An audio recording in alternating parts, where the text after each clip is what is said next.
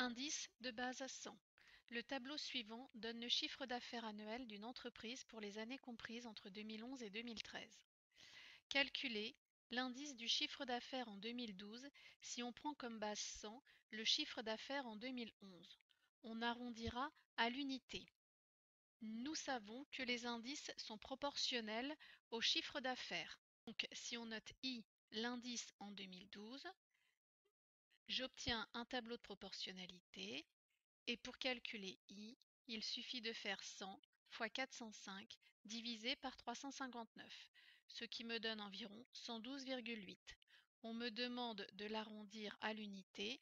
J'en conclus donc que l'indice en 2012 est 113. Deuxième question. Calculer le pourcentage d'augmentation du chiffre d'affaires entre 2011 et 2013. Le taux d'évolution, puisque c'est cela que l'on me demande du chiffre d'affaires, est égal au taux d'évolution de l'indice. J'applique donc la formule valeur d'arrivée moins valeur de départ sur valeur de départ fois 100. Valeur d'arrivée 124 moins valeur de départ 100 divisé par 100 fois 100.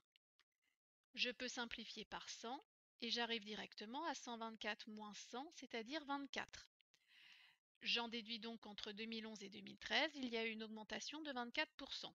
Nous voyons ici l'intérêt des indices. Si on me demande un taux d'évolution entre l'année des références et une autre année, il suffit donc de faire la différence entre les deux indices. Troisième question. Calculer le pourcentage d'augmentation du chiffre d'affaires entre 2012 et 2013. On l'arrondira au dixième. Là aussi, on me demande un taux d'évolution, mais on me demande une comparaison entre 2012 et 2013.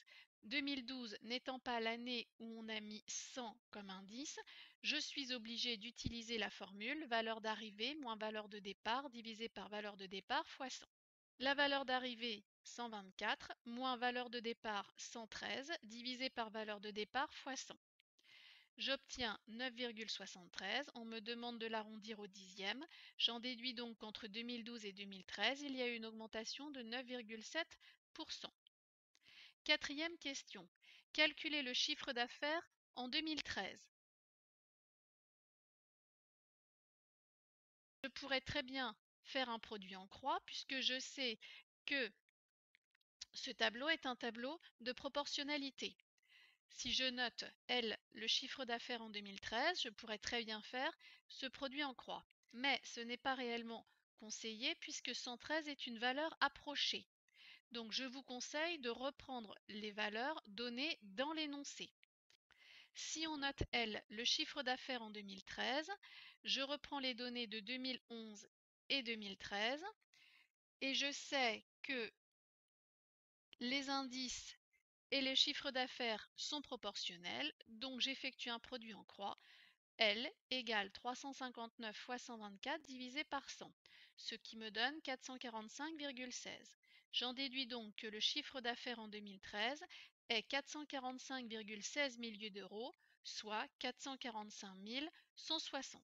Pour vérifier que vous avez compris les explications données, étudiez cette application.